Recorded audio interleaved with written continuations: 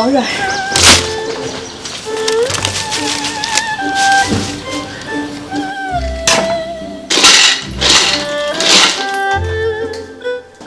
怒号啊！我是陈二师。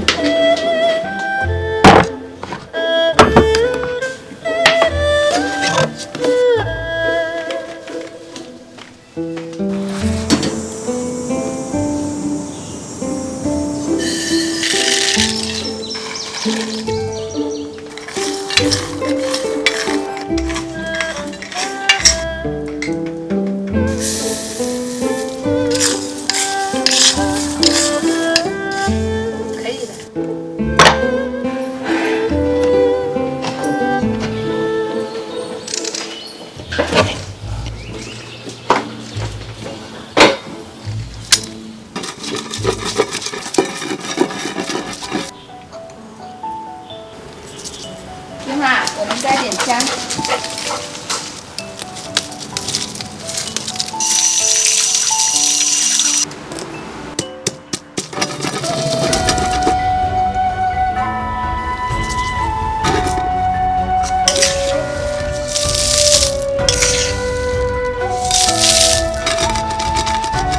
哇，真的巨香！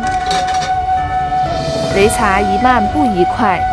这里的慢讲的是需要更多时间磨碎食材，香味才能得到最大的释放。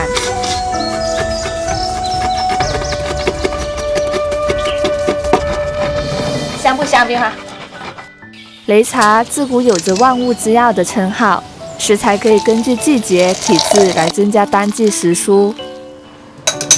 在开水的冲刷下相互交融，激发出搭配的功效和香气。客家人是不是很温柔啊？感觉急性子是做不了这道美食的。你看这个茶油多好看！哇！每一次我特别急躁的时候，就会选择擂茶当早餐。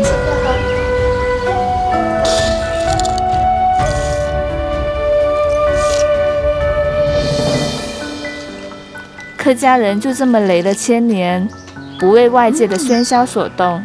上千年的传承，客家人依旧守护着。